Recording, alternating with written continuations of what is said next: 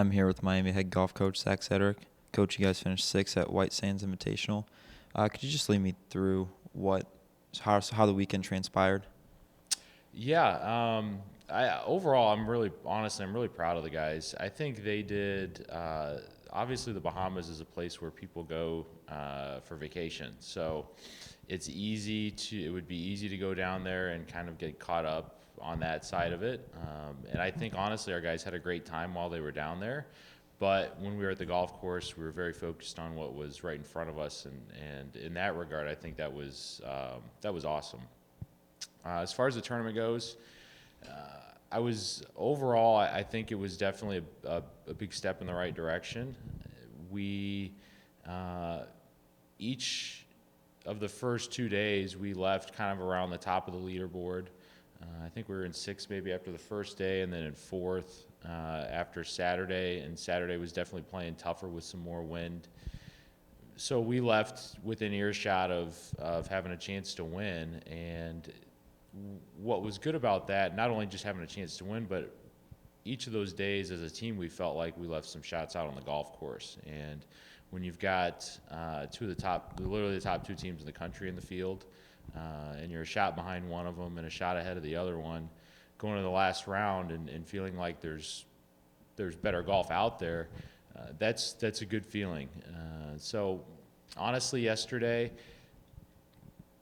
there were definitely some nerves, especially early on in the round, but I think we learned a lot yesterday, and to end up picking up a win against second-ranked team in the country is something that we're definitely going to keep in our back pocket. We saw a lot of really good teams this week, and I'm not saying this in a disrespectful way. They're all great teams, but I think our guys left with a different sense of and different perspective of where they really could be, which I knew that, but it doesn't matter if they don't have that same perspective. So I think we left Paradise Island thinking a little differently of ourselves, which is good. So Charlie Nikitas finished Saturday in tied for second with a chance to win. Can you talk about his performance this weekend?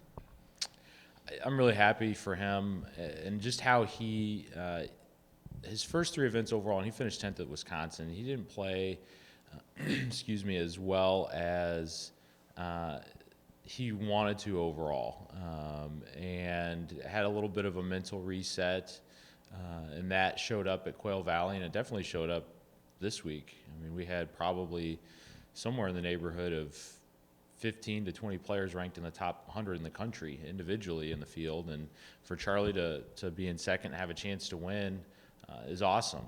He didn't play well yesterday. I know he learned a lot from it. I know Charlie's personality, and he's going to have to work hard to let this one go, because this is the last round of competitive golf he's going to play for a few months. But he will, and he learned a lot yesterday, and he's had some chances to win before.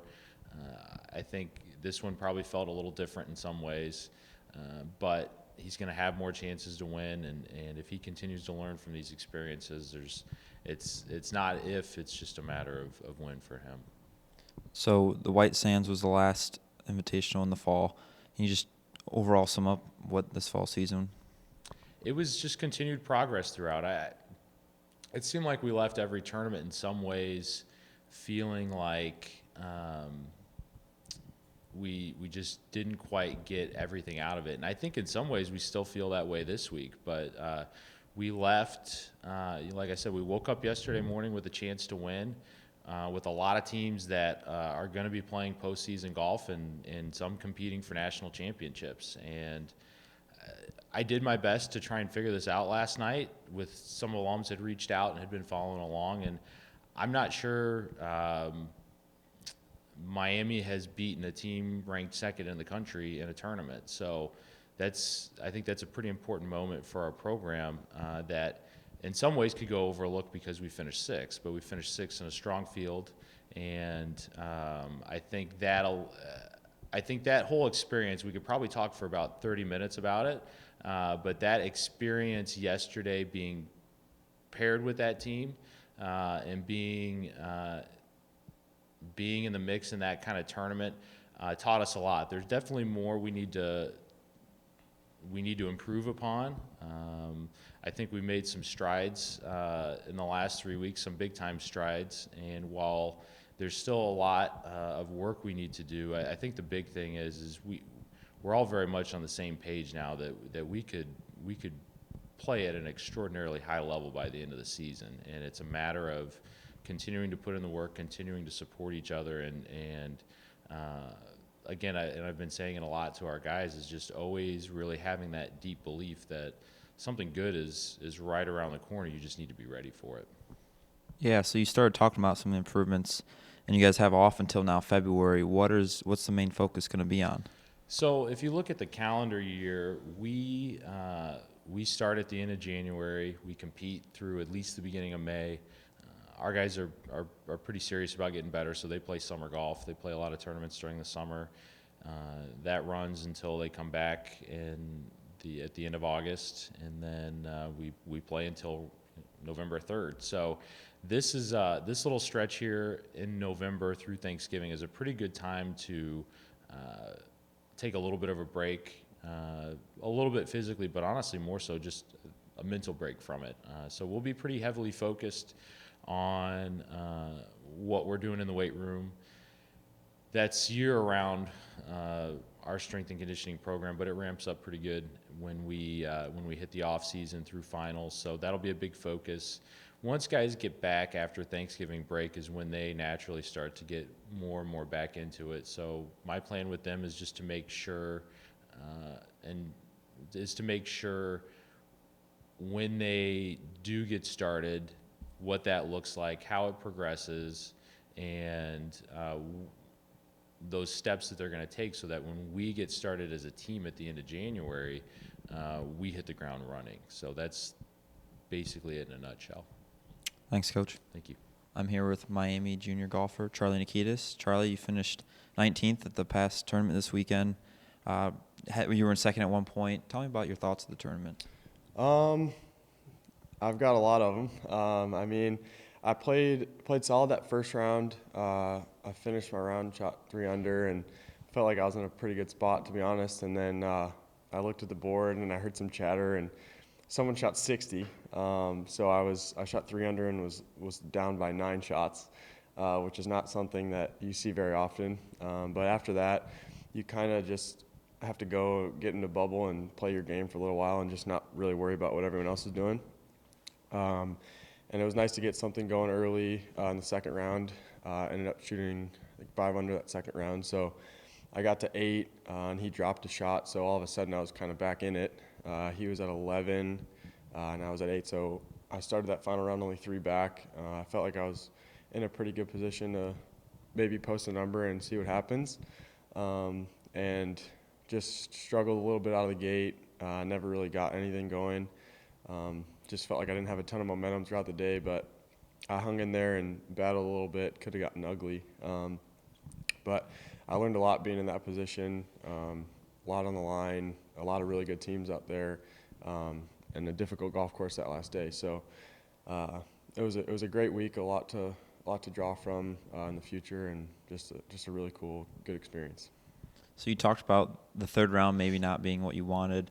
What are you going to, like you talked about learning from that, what are you going to take from that and maybe move going forward when you're in that position next time? I mean, honestly, you just have to understand the feelings that you have throughout a day like that, and just kind of draw from those when you find yourself in that position. And for me, it wasn't really uncomfort, but it was just like unfamiliarity. I hadn't really been under the gun like that in a little while, but I have to find a way to move in the right direction, because obviously he went up and I went down. So you just got to find a way, no matter what, to move at least in the same direction. And if it's not as fast, obviously he got to 17, so that means I would have had to shoot 63 to tie him. And if that doesn't happen, you still have to figure out a way to move in that same direction and play well that last day. So hopefully I find myself there soon again. And I'll just be more familiar in that context.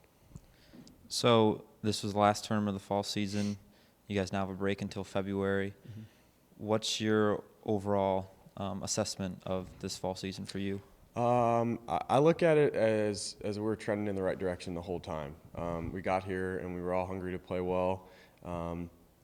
We kind of finished middle of the pack a few times, but we were always really close.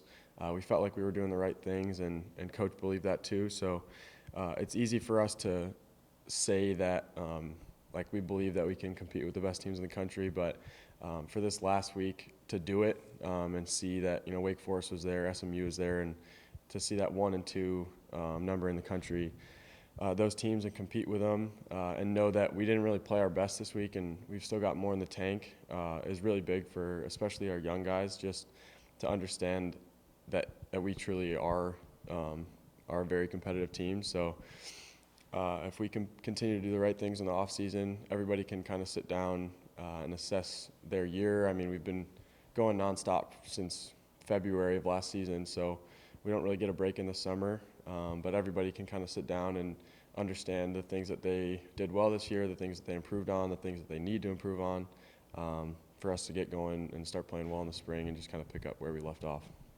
Yeah, so heading into this offseason, what's your main focus going to be on? I think as a team, it's just drawing off of everything that we learned from this year. I think everybody's got an idea of what they need to do individually. We'll get a lot of good work in the weight room over the next few weeks before we leave for J-term. And then from there, it's just everybody doing what they have to do for us to come back right at the beginning of February for us to get ready to roll. For me personally, it's just about being more consistent and doing the right things at all times and just going about it the right way. And I think if I keep doing that, we'll all be in good shape. Thanks, Charlie. Thanks.